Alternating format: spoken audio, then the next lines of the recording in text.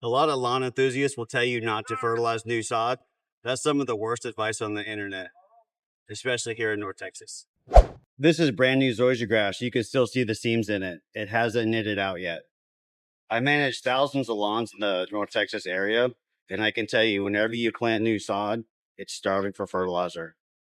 Now, today is the end of March, and so this applies to the growing season. So what I'm applying today is a 724.6, and that middle number is the important number. Also, what's important is that we have humic acid in this mix, and that's going to prolong how available your phosphorus is. So that it'll be measured in weeks and not days.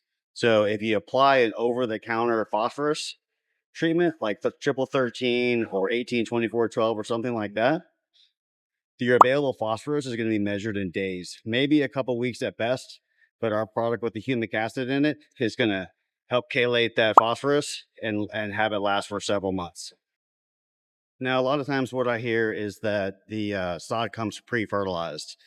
And that's not exactly false, but what happens is that the sod farm definitely fertilizes the sod on a regular basis, but it does not come pre-fertilized. So if you've ever heard someone say that don't fertilize the sod because it comes pre-fertilized, that's incorrect. So what we're doing today, like I said, we're going to apply the 724.6. It's the fourth week of March and the soil temperature is above 65.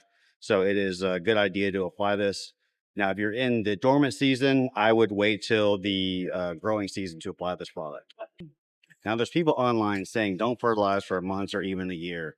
Well, here in North Texas, this lawn is starving for fertilizer. So that's where we're going to apply this on day one. Phosphorus drives root development. The humic acid just prolongs how available that phosphorus is in the soil. Also, a little nitrogen helps it thrive. Now, before I leave this new sod, this is Zoysia grass sod, and it's one of the thinner bladed varieties. It's either Xeon or Emerald. And we're facing some challenges with this. There's some new construction going on. So this is a very common thing. And so let me turn the camera around and let me show you what some of the struggles are. All right. Like I said, there's a lot of construction going on. There's a lot of people walking over the grass. And I think the sprinklers have actually been turned off. Some parts of the yard are as wet as they should be, and some are drying out. Now you can see there's construction going on at the moment. You have extension cords and paint brushes and paint buckets and ladders and hoses and all kinds of things, and people walking through the grass. So when we do this follow up in 30 days, we're gonna have to keep that in mind. So right through here, these are the dry spots that I'm talking about. This is how the sod should be over here. So this area right here, right through here, is pretty wet, and this is the way it should look. I have a watering guide on my website on how to water new grass and also just how to water your grass in the growing season.